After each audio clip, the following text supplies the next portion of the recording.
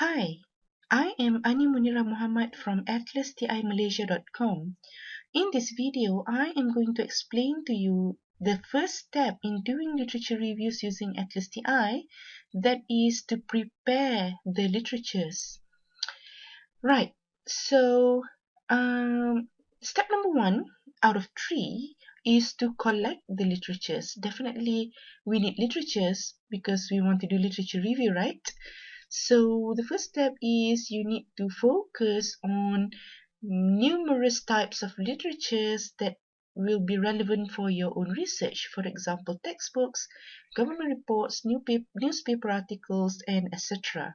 So where do you find them? You can get them from online databases, for example, Google Scholar, EBSCOhost, LawNet, and other online databases subscribed by your university or institution.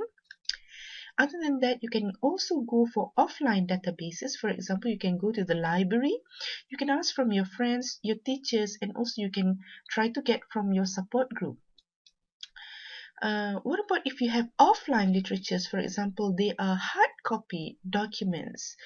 Because we want to use Atlas TI for literature review purpose, we need the literatures to be in soft copy format.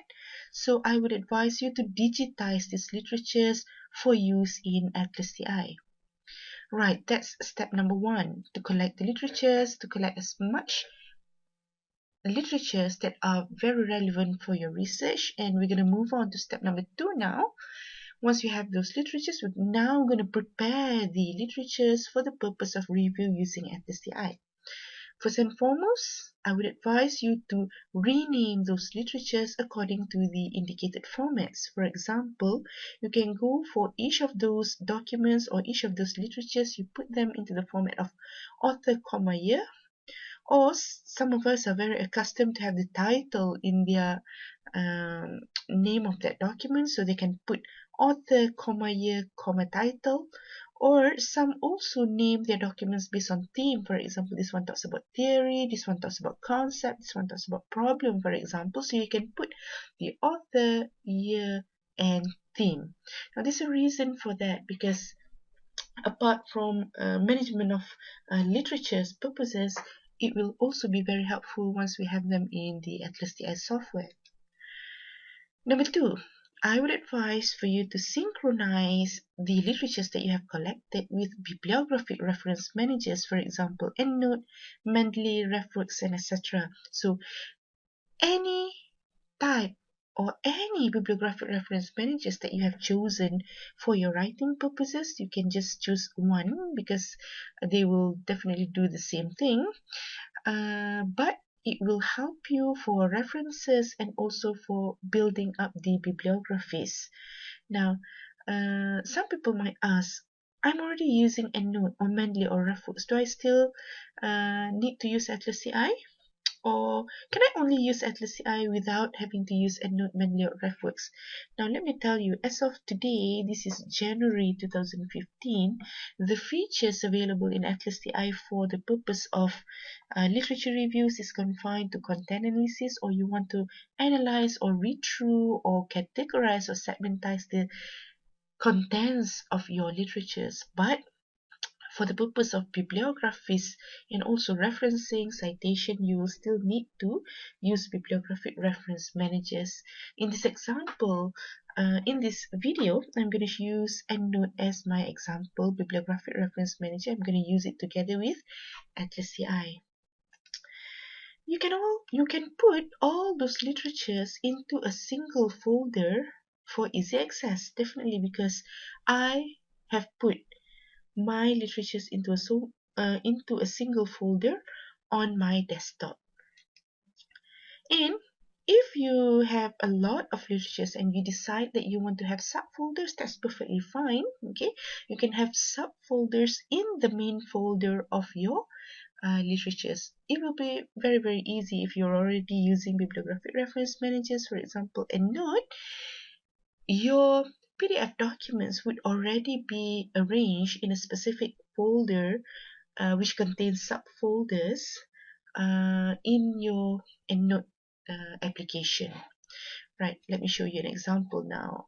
I have one folder on my desktop named Smoking and Cancer. When I double click, it will bring out to me 5 documents, PDF, which have already been renamed into the format of author, year, a few words from the title. Author, year, a few words from the title, and a few year is very this one is automatically generated by EndNote, so I didn't have to do anything. I didn't have to rename them manually. But if you do have documents that you have collected manually, then I would advise you to rename them according to this format. Right, coming back. That's step number 2. I've already prepared my literatures, renamed them according to this indicated format, and I also synchronized them with EndNote. Let me just show that. This is my EndNote library. The 5 documents I have in my folder on my desktop is exactly the same as the ones that I have in my uh, EndNote library here, entitled Smoking and Cancer. So I can have these entries in my EndNote application, right? Very similar to the ones on the PDF. These PDFs are actually located on that folder on my desktop. I can also choose to have a preview or the applicated or the details of the reference. Okay, now I have them all together. And now I want to start using Atlas CI. Step number 3 of 3 in this first video is to add them to the Atlas CI HU. Of course, HU is for hermeneutic unit. For those who are familiar with Atlas CI, we normally use the terminology HU is an acronym for hermeneutic unit, which is a project created in Atlas CI. First, we're going to create a new hermeneutic unit, and then we're going to add those literatures on my desktop as primary documents, or in short, I'm going to use the word PDs. I'm going to add comments to the PDs. For example, what are the description of the PDs that I want to put in? For example, the citation and also the abstract, which is very easy for me to do if I am already using EndNote just now. I'm going to group these PDs according to families, and finally I'm going to save the issue. I'm going to demonstrate that everything that I have mentioned here.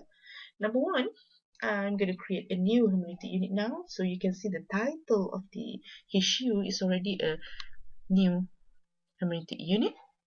And I'm also going to open this folder on my desktop, which contains the 5 literatures that I want to use and I want to do a literature review on. So I'm just going to highlight all these documents and I'm going to drag them to the PDocs drop-down menu here. And okay, Atlas CI will report to me that 5 files have been successfully converted and added to the project. So that's it. I have these 5 documents in my project, the ones on my desktop. Now they have already been added to the library of my HU. Okay, all these PDs, these PDF documents has already become PDs in my project. Okay, what next? I'm gonna add comments to the PDs, right? So this quite interesting because I can click on the PDocs button to open the primary document manager. Each of these documents are listed according to the numbers of their primary documents. If I add them all 5 together just now, they have been arranged alphabetically, as you can see. Right, the bottom of this primary document manager is the area where I can put the comments. Comments are descriptions for each and every one of these. So what I do is I will simply click on article number 1 here by Izano 2014. I'm going to go to EndNote here. I'm going to look for Izano. I'm going to click on preview and I will copy all these because all these are, number 1, this is the citation as you can see on top here. And I'm using annotated style. Okay, you can choose which style you want to use. So I'm just going to copy this. This is the citation and this is the abstract. So what I do is I will simply highlight all. I'm going to copy and I'm going to go to my Atlas CI project. I'm going to paste it here. Okay, as you can see, I already have the citation as well as the abstract. And I'm going to do the same thing for the others as well. I'm going to go to Latour. Okay, here I'm going to copy all, and I'm going to go to Atlas CI. Right, okay, lim. Okay, this, of course, in the beginning will take some time, but as you progress through your reading, okay, you practice more, then you can do this in no time. Okay, Maslen. Highlight all. I'm gonna go to here, right? And lastly, Miyata 2014. And note Miyata. Alright, see. Okay, right, that's it. So for each and every one of these documents, these PDs in my Atlas CI project, I already have the citation, as you can see on top here, and I also have the abstract below here. Now this will be very useful because it can refresh me the name of the journal, the title of that article, okay, for example, which will be very useful for my purpose. Right, not only that, my following step is, once I have added the comments to the PDs, I'm going to group them according to families. Now, families are like folders.